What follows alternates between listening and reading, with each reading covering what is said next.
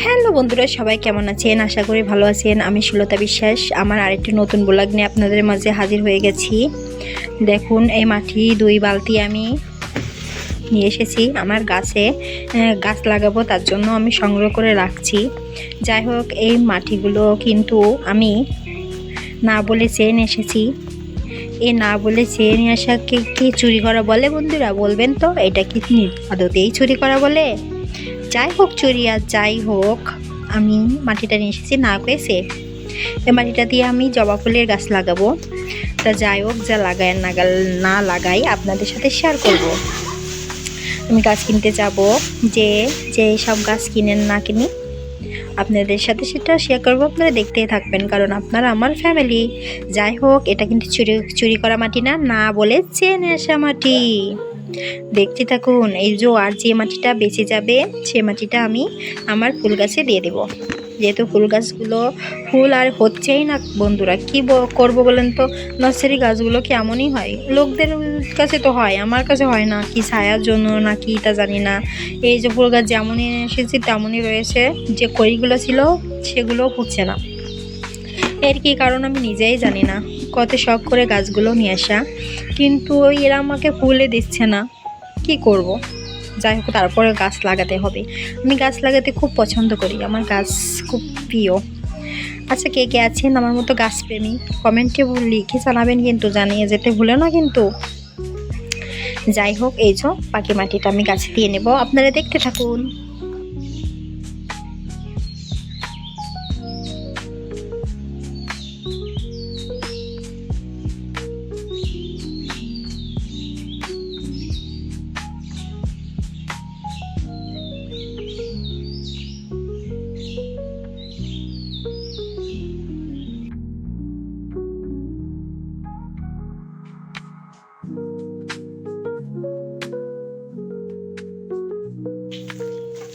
মাটির ব্যবস্থাটা করে নিয়েছি, যেটুকু বাকি ছিল সেটা গাছেও দিয়ে দিয়েছি।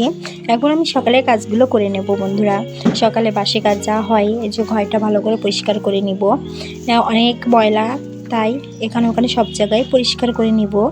তারপরে আমি ঘরে যাব এবং আমার ডাইনিং টেবিলটা যেটা আছে সেটা মুছে নেব ভালো করে। আমার প্রতিদিন 2-3 বার না মুছলে ভালো লাগে না। যাই হোক, যদিও বা এলোমেলো থাকে ছোট ঘর, এজন্য আমি ডাইনিং টেবিলটা মুছে নেব, নিয়ে বাকি ঘরটা করাই নেব। দেখতে থাকুন এবং আমার সঙ্গেই থাকুন।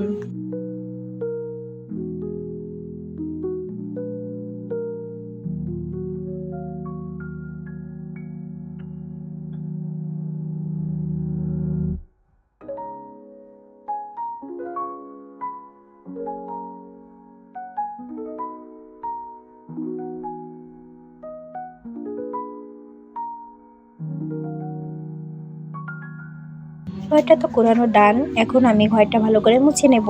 আমি প্রতিদিন ঘর না মুছলে, আমি আগেও বলেছি, আমার ভালো লাগে না, আমার শান্তি হয় না। এই জন্য প্রতিদিন ঘরটা আমার মুছতেই হবে। যাই হোক বন্ধুরা, আমি ঘরটা মুছে নিয়ে কি করি আর না করি সব আপনাদের সাথে শেয়ার করব। দেখতে থাকুন এবং আমার সঙ্গেই থাকুন।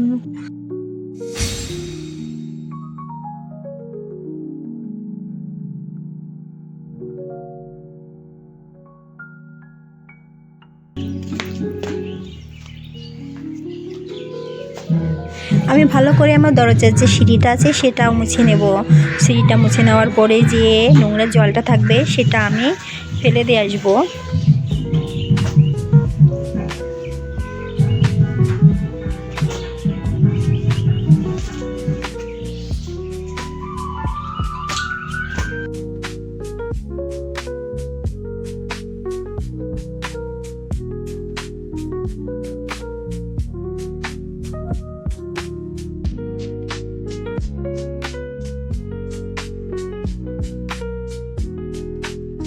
এখন আমি ভালো করে আমার উঠানটা পরিষ্কার করে নিব।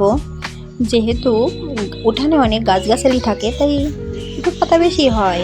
যাই, এখন আমি আমার বাসি থালা বাসনগুলো ধুয়ে নিব। যেহেতু আমি রাতে অনেকগুলোই থালা বাসন ধুয়ে নিয়েছি, তাই সকালে বেশি পড়িনি। যেগুলো পড়েছে সেগুলোই ধুয়ে নেব এবং আপনাদের সাথে শেয়ার করব। যাই হোক, আমি জানি না আপনাদের কেমন লাগবে, ভালো লাগলেও জানাবেন, খারাপ লাগলেও জানাবেন।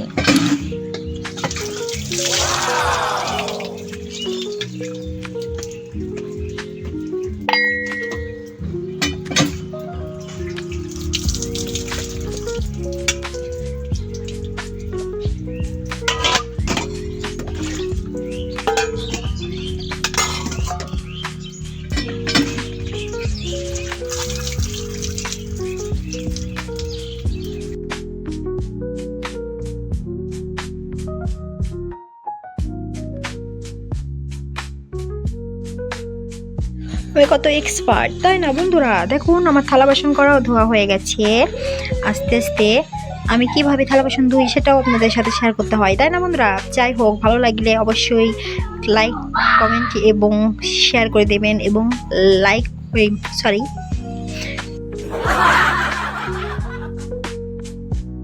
কমেন্ট করতে ভুলবেন না।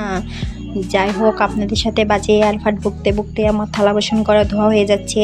এই থালা বাসন ধোয়ার পরে, এই যুদ্ধটা করার পরে আমি স্নান করে আসবো। এই যে এসে দেখেন আপনাদের সাথে কিরম করে ঢং করতেছি, কি পরিমাণ ঢং আমি জানি। আমার মতো কে কে এমন ঢং জানেন বলবেন তো, কি ঢং জানি আমি। যাই হোক, ঢং করতে করতে দেখেন আমি কোথায় পেঁপে চুরি করতে গেছিলাম। পেঁপে চুরি করতে যেয়ে আমার কাপড়ে কি অবস্থা, চুরি করতে যেয়ে চোর ধরা পড়েছে। যাই হোক, এরপরে আমি পুজোটা দিয়ে নেব। এই যে দেখেন আমি পুজোটা দিক করে নিলাম। ঠাকুর দর্শন করুন। এই যে আমার পুজো করা শেষ। এখন আমি বিছানাটা তুলে নিব। যাই হোক, এটাও আমার কাছে এক প্রকার যুদ্ধ।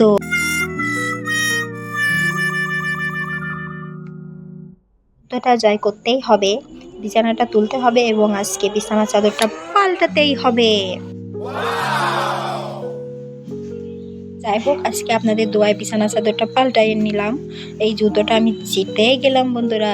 যাই হোক, দেখুন আমার মাদুরটা কিন্তু খেয়ে গেছে ইঁদুরে। যাই হোক, আপনারা স্কিপ করে যাবেন। এই যে দেখেন সুন্দর করে আমি বিছানাটা পেতে নিলাম এক তুড়িতে।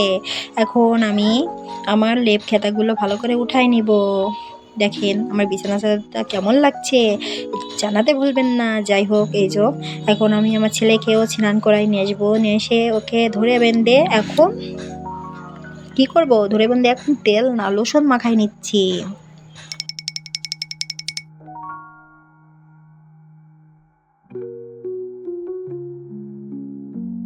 কাঁঠালের বিচিটা হারে বজাত বন্ধুরা, কাঁঠালের বিচিটা আমার হারে বজাত।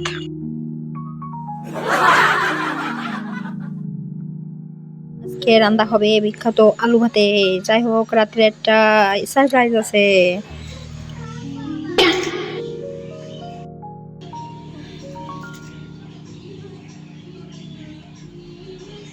হঠাৎ করে আমি কাঁদছি কেন, আমার কি হলো বন্ধুরা? দেখুন কি আবেগের জল আমার চোখে, কি হলো আমার, আমি কাঁদছি কেন?